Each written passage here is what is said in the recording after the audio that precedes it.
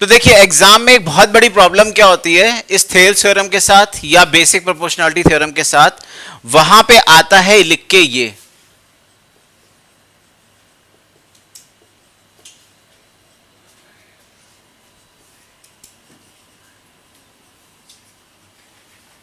क्या आता है, state and proof Thales theorem. तो इसका मतलब आपको स्टेटमेंट जो लिखी हुई है स्टेटमेंट एज इट इज लिख के आनी है। और स्टेटमेंट का मतलब एज इट इज का मतलब ये होता है कि अगर दो जगह उसने कॉमा का भी यूज करा है ना तो वो कॉमा भी एज इट इज होने चाहिए। और ट्राइंगल अगर पूरा लिखा है तो ट्राइंगल आप पूरे लिखे आएंगे, आप सिंबलाइज नहीं करेंगे उसको, ठीक है। तो जैसी स्टेटमेंट है एज इट इज आपको छाप के आनी है। तो समझ में आ गया क्या स्टेटमेंट है, बताओ थेल्स थ्योरम की। तो देखो हम, हाँ, तो हमारा पर्पस है कि जब हमें कोई थ्योरम दी होती है तो उससे हम लोग क्या लिखते हैं बेटा, सबसे पहला पॉइंट गिवन। बहुत ध्यान से सुनना क्या बता रहा हूं, क्या लिखते हैं, पॉइंट गिवन। लेकिन गिवन हम तब लिख पाएंगे जब हम लोग क्या करेंगे, लेबल डायग्राम बनाएंगे। तो सबसे पहले तो उसने बोला है कि ट्राइंगल की बात कर रहा है, बताओ बेटा। तो कोई भी एक ट्राइंगल लिया क्या, एबीसी, और यहां गिवन में भी क्या आ गया, in triangle ABC a line drawn, एक लाइन ड्रॉ करी गई है किसी भी एक साइड के पैरेलल।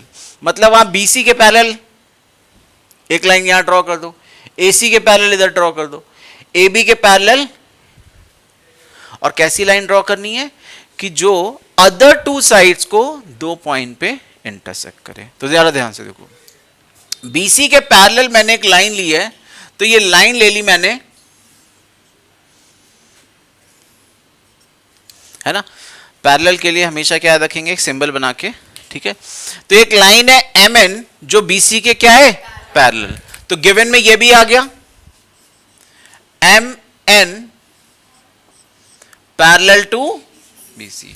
और जो एम एन लाइन है वो ए बी को इंटरसेक्ट करती है, मान लेते हैं पी पे, और ए सी को इंटरसेक्ट करती है कहां पे, क्यू पे। तो लिख देंगे साथ में कि M N intersects line A B at P and A C at Q. यहां तक बात क्लियर है। और अब वो कह रहा है कि ये जो एम एन लाइन है इसने ए बी लाइन को दो पार्ट्स में डिवाइड करा। तो वो दो पार्ट क्या है बेटा, एक ए पी है और एक पी बी है।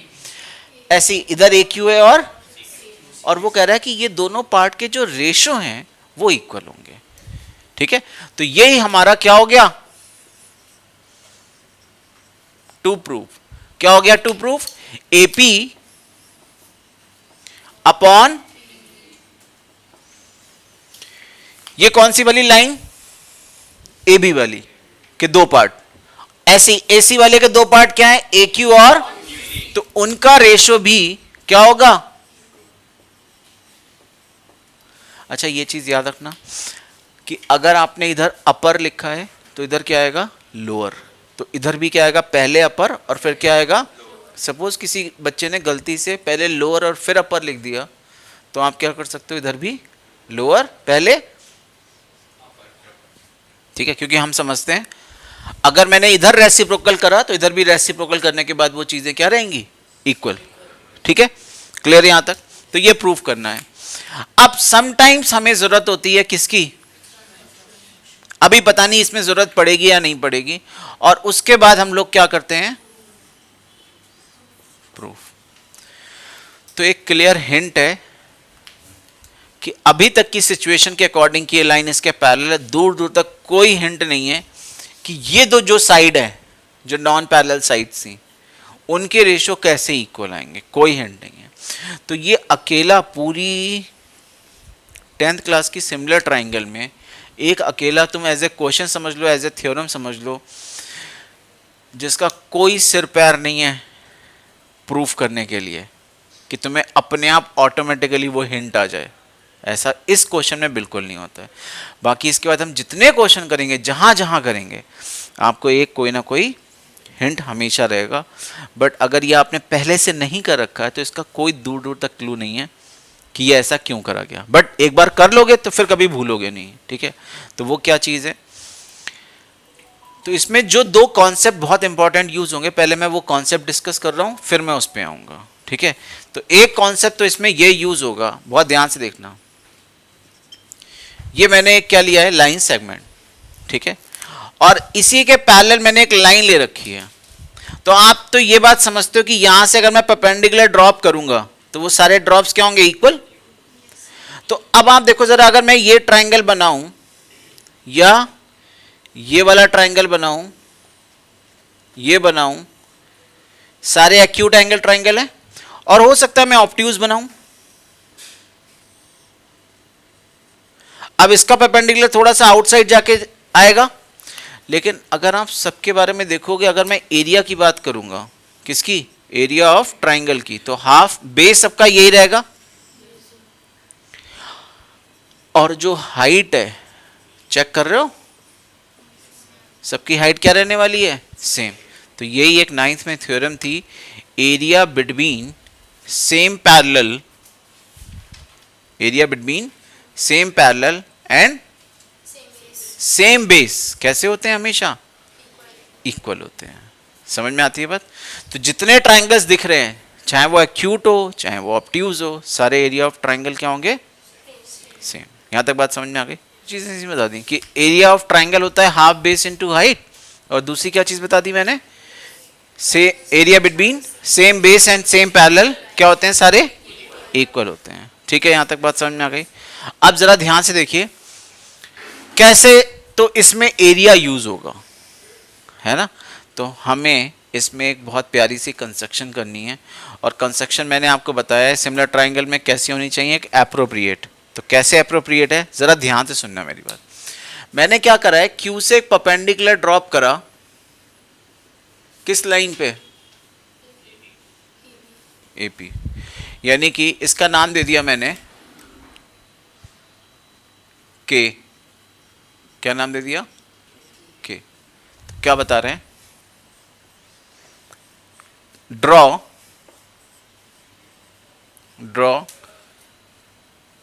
क्यू के परपेंडिकुलर टू ए बी या ए पी, क्या ही फर्क पड़ता है। हमने क्यू से एक परपेंडिकुलर ड्रॉप करा है किस पे, क्लियर। तो एक बात बताओ, कितने लोगों को समझ में आ गया कि अगर मैं इस ट्राइंगल का एरिया निकालूं तो ये बेस होगा और ये हाइट होगी। इसमें कितने लोगों को क्लू मिला कि जब बेस की बात कर रहे हैं तो ये एपी हमारा आंसर का एक पार्ट है ना, आंसर का एक पार्ट है। आंसर का दूसरा पार्ट क्या है, पीबी है। आंसर का अगर मैं लेफ्ट हैंड की बात करूं तो दूसरा पार्ट क्या है, क्या पीबी से रिलेटेड ऐसा कोई ट्राइंगल दिख रहा है। तो क्या करा, एक छोटी सी कंस्ट्रक्शन और करी, क्या करा, ज्वाइन बी क्यू को क्या कर दिया, जरा ध्यान से देखो, ये ट्राइंगल दिख रहा है सबको, इसका बेस और परपेंडिकुलर देखो तो सेम है, ऑब्ट्यूज एंगल ट्राइंगल है। मैंने बताया था एक ट्राइंगल ऐसा होगा कि जिसमें आप परपेंडिकुलर ड्रॉप करोगे तो अंदर आएगा, और एक ट्राइंगल ऐसा होगा कि जिसका परपेंडिकुलर क्या होगा, बाहर। तो अगर आप ये वाला ट्राइंगल ध्यान से देखो, बोलो, तो इसका परपेंडिकुलर कहां जाएगा, आउटसाइड जाएगा।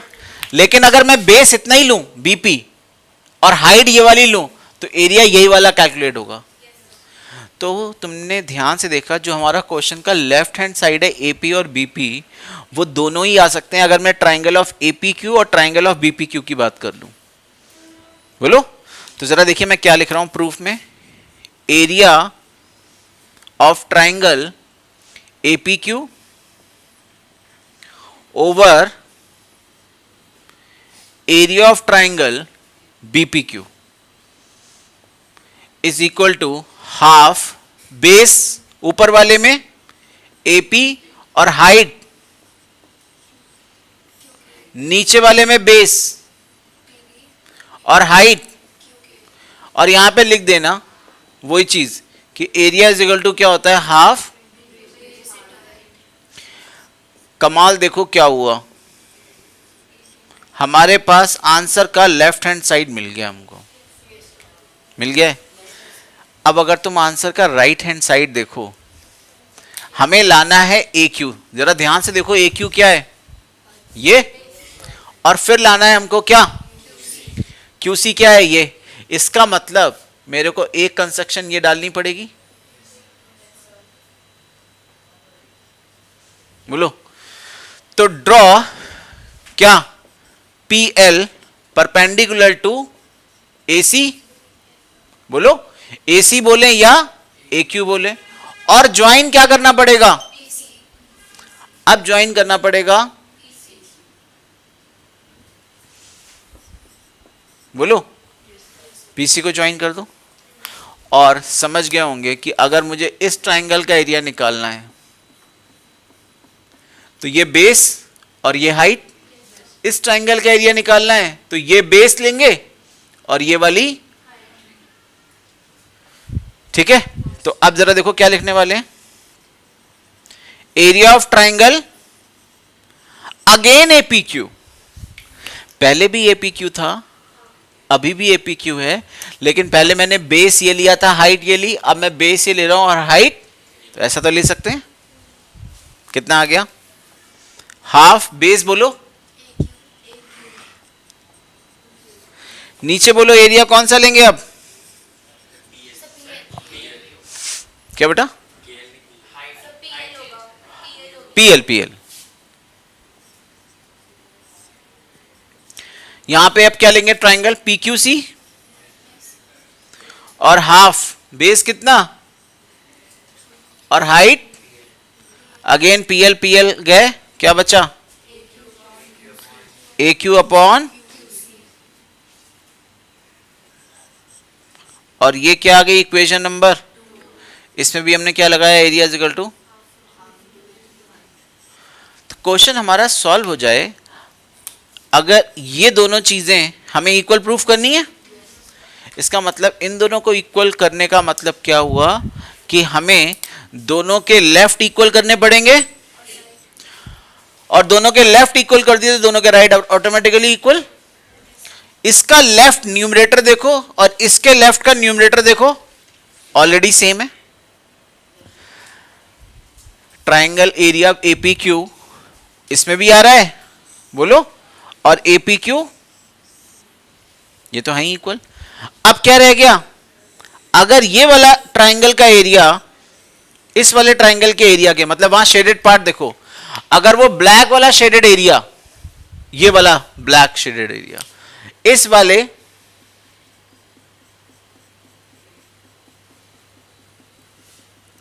एरिया के इक्वल हो जाए, तो एक बार बताओ, अगर ये वाला इसके इक्वल हुआ, ये इसके इक्वल हुआ, ये तो है ही इक्वल, तो पूरा लेफ्ट इक्वल हो जाएगा। और जरा इसको देखो ध्यान से, इन दोनों ट्राइंगल को, एक ट्राइंगल ये और एक ट्राइंगल ये, क्या दोनों का बेस सेम है, क्या दोनों का बेस सेम है। और अभी तक एक चीज यूज नहीं हुई, एम एन पैरेलल टू, तो ये दोनों लाइनें एम एन बोले या पी क्यू बोले पैरेलल हैं। Area between same base and same parallel क्या होते हैं, क्योंकि मैं यहां से परपेंडिकुलर ड्रॉप करूं और यहां से ड्रॉप करूं, दोनों की हाइट क्या रहेगी, सेम, तो half base into height same. तो इसका मतलब अब हमारा क्वेश्चन हो जाएगा, अगर मैं सिर्फ अब ये लिख दूं क्या कि area of triangle is equal to area of triangle P Q C, और उसका रीजन लिख दूं area between same base and between same parallel क्या होते हैं, इक्वल। ऐसा इक्वल बोलने के बाद क्या मैं ये ले सकता हूं, left hand side of equation 1 is equal to left hand side of equation,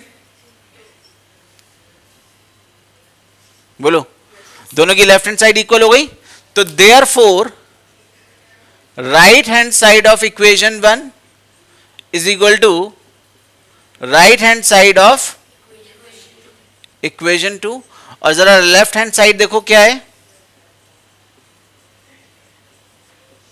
और राइट हैंड साइड देखो क्या है, बताओ बेटा, हो गया प्रूफ? श्योर? तो ये हो गया आपका बेसिक प्रोपोर्शनैलिटी थ्योरम का प्रूफ, और इसी के बाद कुछ और एक्सटेंडेड रिजल्ट भी निकालेंगे जो हम यूज करेंगे। फिलहाल कितने लोगों को प्रूफ समझ में आ गया? क्लियर है?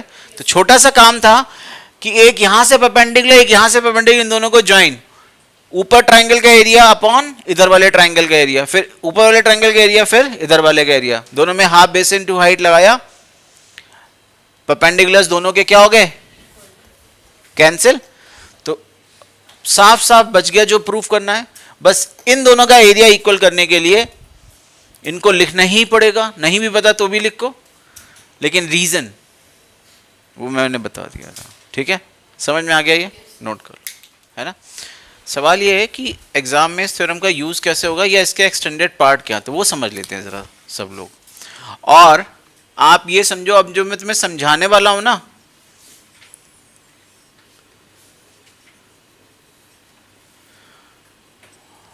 उसके पीछे बहुत सारी चीजें भी बताऊंगा जो मुश्किल क्वेश्चनों में यूज होंगी। ठीक है, तो बहुत ध्यान से सुनना। आपको दिया गया क्या है, गिवन क्या है, in a triangle MN parallel to BC, क्या गिवन है? तो हम सब लोग समझते हैं कि अगर MN पैरेलल टू BC है तो हम लोग प्रूफ करने में, मतलब कोई भी क्वेश्चन प्रूफ करने में, अब हम क्या लिख सकते हैं? इन ट्राइंगल, बोलो, ABC in triangle is equal to क्या बोल सकते हैं? AM upon MB is equal to क्या बोल सकते हैं? AN अपॉन, और यहां पे रीजन, अच्छा हाँ, इन ट्राइंगल ABC, और उसके बाद ये जरूर लिखना है आपको MN पैरेलल टू, और उसका रीजन गिवन, और इस गिवन के बाद हम ये लिख सकते हैं और इसका रीजन बाय थेल्स थ्योरम, या फिर पूरा लिखना बेसिक प्रोपोर्शनैलिटी।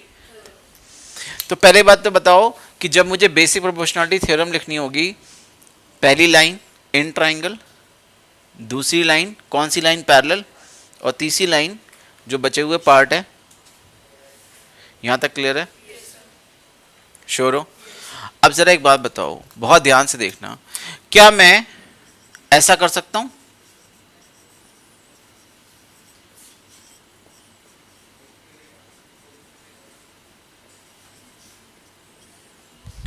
क्या करा है मैंने?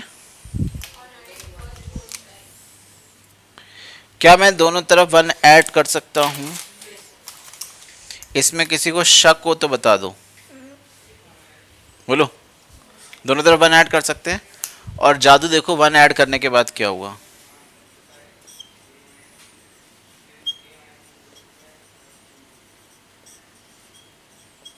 ठीक है, 1 ऐड करेंगे तो ऐसे लिखेंगे। अब बताओ इसके बाद क्या करेंगे? LCM।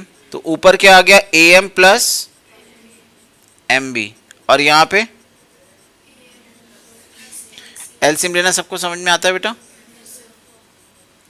और कितने लोग समझ गए AM और MB क्या है? पक्का?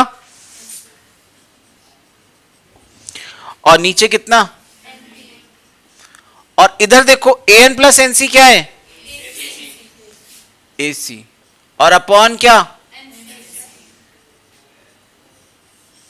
तो जरा ध्यान से देखो, जो रिजल्ट आया है उसको मैं जो पढ़ रहा हूं वो जरा ध्यान से देखना। AB full, MB lower, full upon lower. तो इधर भी देखो, पहले क्या आएगा? फुल, और फिर क्या आएगा? लोअर। अच्छा, इसको मैं ऐसे भी लिख सकता हूं क्या? लोअर अपॉन फुल, तो इधर भी क्या? Lower upon full. कितने लोगों ने नोट करा कि जब मैंने इन दोनों तरफ 1 ऐड करा था क्या करा था? 1 ऐड करा था। 1 ऐड करने से पहले क्या था? AM। और क्या था? इधर क्या था? और क्या था?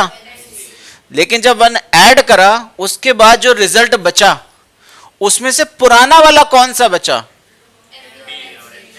MB और लेकिन ये जो था AM वो बचा क्या? ये जो था AN वो बचा क्या? तो एग्जाम में अगर तुम्हें आंसर में MB और NC बचाना है, क्या बचाना है? तो वो कहां होने चाहिए? कितने लोगों को समझ में आया कि डिनोमिनेटर सेव रहता है? जब भी हम 1 ऐड करेंगे तो हमेशा क्या रहेगा? डिनोमिनेटर। मान लो किसी क्वेश्चन में आंसर में ला रहा था वो क्या? आंसर जब हमने चेक करा जो लाना था उसमें AM और AN लाना था। क्या लाना था? तो जरा ध्यान से देखना कि जो हमें गिवन है उसमें हम पहले क्या लिखें? MB upon is equal to, मतलब इसका क्या कर दिया पहले हमने? रेसिप्रोकल। और ऐसा करने के बाद क्या बोला? ऑन एडिंग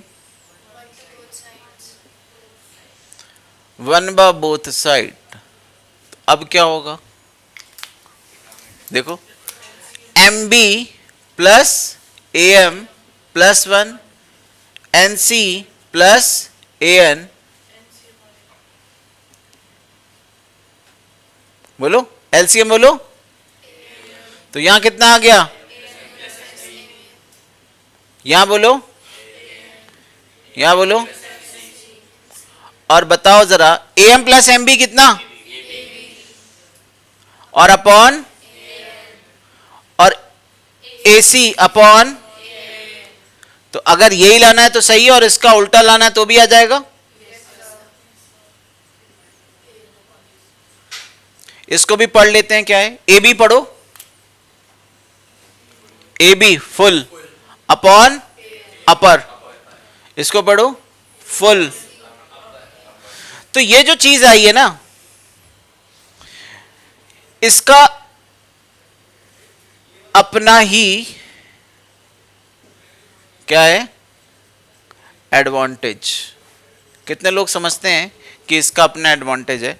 क्यों एडवांटेज है? क्योंकि यहां पे ये जो आपको 4 चीजें दिख रही हैं, ये चारों चीजें बड़ी स्पेशल है।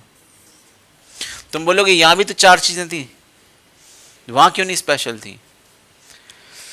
यहां वाले में क्या ज्यादा स्पेशलिटी है इन वाले से? कौन बताएगा?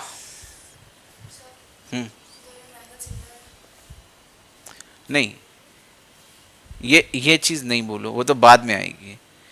अगर तुम इस वाले में ध्यान से देखोगे तो यहां पे जो चारों साइड दिख रही हैं वो एक ट्रायंगल की साइड्स हैं, 2 ट्रायंगल की साइड्स हैं। देखो, अगर मैं एक बोलूं ये कौन है हमारे पास? छोटा ट्रायंगल। इस छोटे ट्रायंगल की 2 साइड AM और AN दिख रही हैं। और एक बड़ा ट्रायंगल देखो, उसकी साइड क्या है? AB और दिख रही हैं। तो जरा इंटरेस्टिंग वाली बात देखना, दोनों में ये एंगल क्या?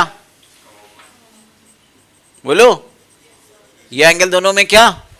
तो दोनों ट्रायंगल सिमिलर। बोलो, वैसे तो और भी मेथड हो सकते हैं। तो सवाल समझ गए क्या था मेरा? कि एक ट्रायंगल है ABC, उसमें एक लाइन पैरेलल मैंने खींची, प्रूफ करो कि ये वाला ट्रायंगल और बड़ा वाला ट्रायंगल क्या है? तो ये एंगल क्या? कॉमन। अब वो अलग बात है कि मैं को जब ये करने को आएगा ना तो मैं वो BPT के बगैर भी कर सकता हूं। वरना तो क्या होगा, पहले मैं BPT लगाता, उल्टा करता, फिर 1 ऐड करता, फिर ये आता और फिर बीच वाला एंगल क्या बोलता? कॉमन। तब भाई SAS दोनों ट्रायंगल क्या हो जाते? सिमिलर। लेकिन ये मैं डायरेक्ट भी कर सकता था क्योंकि ये एंगल क्या है? और बताओ, क्योंकि ये लाइन तो पैरेलल है ना और 2 एंगल इक्वल। तो तुमने एक बात नोटिस ये करने वाली थी कि जब हम ट्राइंगल की सिमिलैरिटी लगाते हैं, एक ट्राइंगल के अंदर एक लाइन पैरेलल की, तो ये वाला पार्ट बेसिक प्रोपोर्शनैलिटी थ्योरम के पार्ट से मैच कर जाता है। बोलो, बेसिक प्रोपोर्शनैलिटी थ्योरम ये थी, इसका उल्टा करा, उसमें 1 ऐड करा, तो ये वाला जो पार्ट है, और अगर मैं इस ट्राइंगल की सिमिलैरिटी लगाता, भाई ट्राइंगल सिमिलर तो कर दिए, सिमिलैरिटी लगाता तो क्या बोलता, this upon this is equal to this upon this बोल सकता हूं। Corresponding side ratio of two similar triangles are equal, पहले बता चुका हूं। तो ये वाला रिजल्ट जो यहां से आया और जो बेसिक प्रोपोर्शनैलिटी थ्योरम का रिजल्ट यहां से आया, दोनों क्या है, सेम चीज है। ठीक है, तो सेम रिजल्ट हमने दो डिफरेंट कॉन्सेप्ट से निकाले हैं, याद रखोगे, पक्का, श्योर हो। तो यहां से मैंने क्या क्या चीज तुमको समझाई है, मेन चीज तो ये समझाई है कि किसी भी ट्राइंगल में अगर एक लाइन पैरेलल है तो आप तुरंत क्या लिख सकते हो, ये वाला रिजल्ट। ठीक है, पक्का, नोट करना है, करो फटाफट। अगर हमें किसी ट्राइंगल के अंदर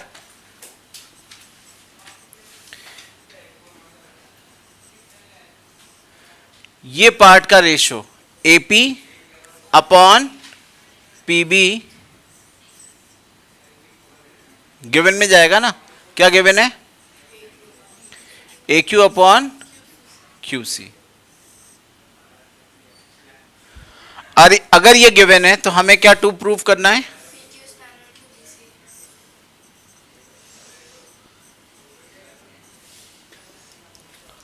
ठीक है। तो इसको एज एन प्रूफ तो है नहीं सिलेबस में, तो डायरेक्ट याद रखना कि अगर ये दो पार्ट के रेशो इक्वल हैं तो ये लाइन जो होती है वो इसके क्या होती है, ठीक है। कोर्स में तो है नहीं प्रूफ, लेकिन मैं करवा दे रहा हूँ, ज़्यादा लंबा तो है नहीं।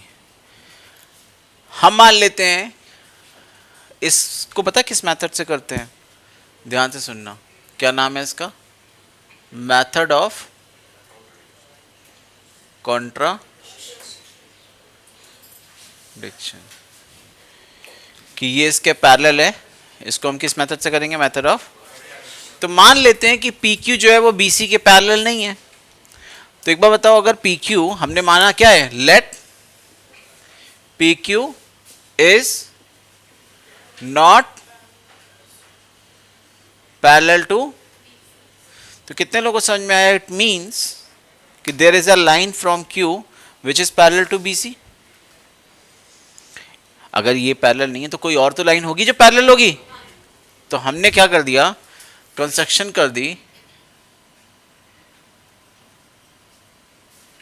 क्या कंस्ट्रक्शन कर दी, therefore draw a line PR which is parallel to, यानी कि अब हमने बोला है कि PR जो है वो किसके पैरेलल है, और अगर PR BC के पैरेलल है तो क्या मैं लिख सकता हूं, AP upon PB is equal to AR upon RC by, बताओ, थेस थ्योरम तो यही कहती है, श्योर हो। और कितने लोगों को समझ में आ गया कि एक चीज तो हमको गिवन भी है, AP अपॉन PB क्या गिवन है, तो कितनों को समझ में आ गया ये दोनों इक्वल होंगे। तो इक्वेशन 1 इक्वल टू क्या है, तो बताओ AR upon RC is equal to क्या होगा। और अब जरा देखना मैं क्या करने वाला हूं, एक तरफ तुम्हारे पास क्या है AR और क्या है RC, एक तरफ क्या है AQ और एक तरफ क्या है, ऐसे तो कुछ समझ में नहीं आ रहा है, लेकिन ये जो दोनों पार्ट है लेफ्ट और साइड राइट साइड के, ये मिलके हमेशा पूरी साइड बना रहे हैं। सोचो, AQ और QC क्या AC है, और AR और RC भी AC, पक्का, AQ और QC भी AC है, और AR और RC भी क्या है, तो क्या जादू करा जाए, 1 ऐड करा जाए। 1 की ताकत समझ रहे हो, अगर मैं दोनों तरफ क्या ऐड कर दूं, तो 1 एक ऐसी चीज है जो टूटे हुए को जोड़ देता है, याद रखोगे आगे से।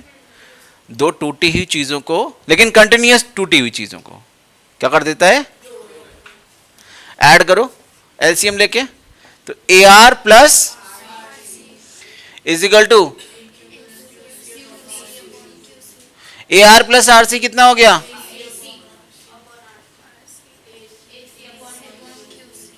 ए सी कट गया। तो बताओ जरा R C is equal to, तो ऐसा तो तभी होगा जब Q और R क्या होंगे, सेम, बोलो। तो इसका मतलब क्या बोल देंगे, देयरफॉर कहां गया आर सी और क्या था Q C, therefore for R and Q R same point, isn't it. ये सी तो कॉमन है, अगर मैं आर सी और क्यू सी बराबर बोल रहा हूं तो इसका मतलब क्यू और आर दोनों क्या हैं, सेम पॉइंट, और अगर दोनों सेम पॉइंट हैं तो देयरफॉर क्या बोल सकते हैं, P Q is equal to P R. और बताओ पी आर पैरेलल थी किसके, बीसी के, तो therefore P Q parallel to किसके, और यही प्रूफ करना था। समझ आ गई बात, प्रूफ है नहीं कोर्स में तो नोट करने की जरूरत है, कर लो।